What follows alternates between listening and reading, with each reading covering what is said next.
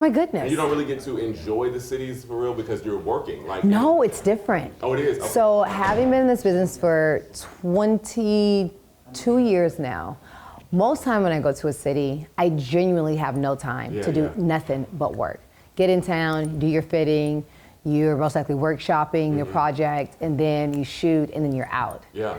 Or you go to a city for like, you go to Louisville for like the Derby, or you go for something, you know what I mean? But this was like, we're just in St. Louis to be in St. Louis. There's no All-Star Weekend, there's no football. That's true, yeah. And so it's like, this is what a Tuesday night looks like here. And that has been really, really nice. You go to a restaurant and just kind of chill and not be in the midst of, you're right. But you get to see how people are on like what a regular Tuesday is. Yeah, you know what I mean? like that. In a city versus like a souped up Tuesday because it's Mardi Gras or it's. I always tell people about like New Orleans. I'm like, go to New Orleans on a regular weekend. Yes. Like because you're not gonna be able to get into the best restaurants. You're not gonna be able to like walk around and feel not. So I was. You don't get to experience the truth because there's so many activities going on. So that's what I have really enjoyed. It's like, okay, so this is how St. Louis does. Okay, so this is Cleveland. You know what I mean? Yeah, I love that. That's great. Are you ready? Okay. So Eva, thanks so much. Are we all? Is everybody good? Okay.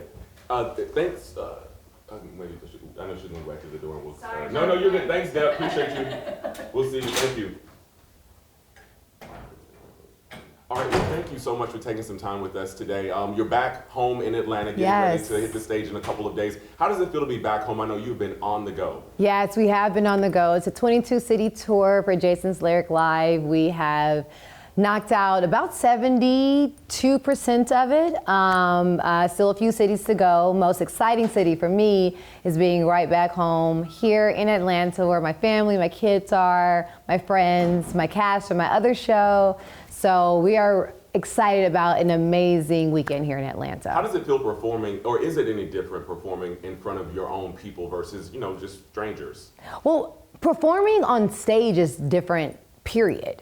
So as an actor, working in on a stage is different than being on set in a room where it's just you and your co-star, or maybe it's just this moment by myself where I'm realizing something happened. So it's just you and the camera in that moment. But here you have 4,700 people watching you, 60 people backstage, stage hands, people moving. It's just always things going on. So it's one of those, it's very different, though it's something you know. Yeah, I love that. And a lot of us remember Jason's Lyric from when we were really little. I don't even know if I was supposed to be watching them. You weren't. I wasn't. It's 30 years old. Yeah, it is, right. But I remember, it as I got older and just the character Lyric, and I know that you make it your own, and I'm sure the character also probably evolves a little bit over time. So what have you kind of brought to this character that we didn't necessarily see in the movie, or something different? Well, one of the big things that were not in the movie that's in this play is me. Yeah, that's true.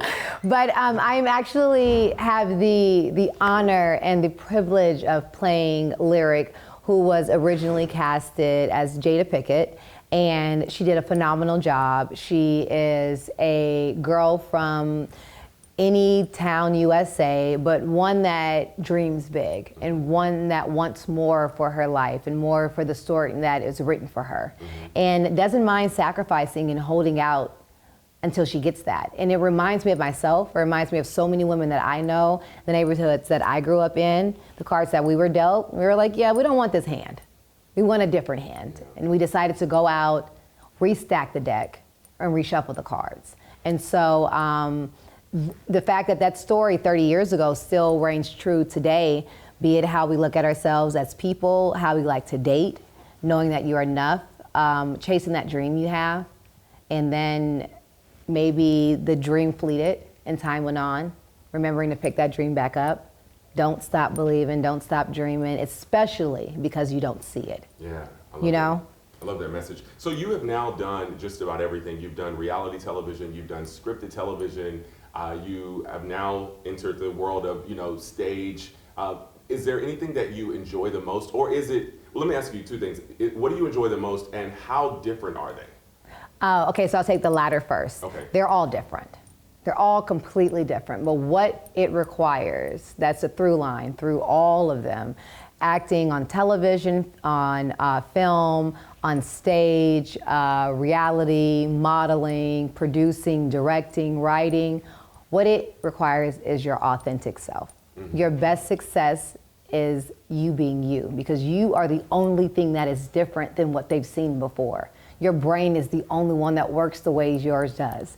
And so I think that for me is just understanding that my beauty, my magic is the uniqueness of me. That is what my magic is.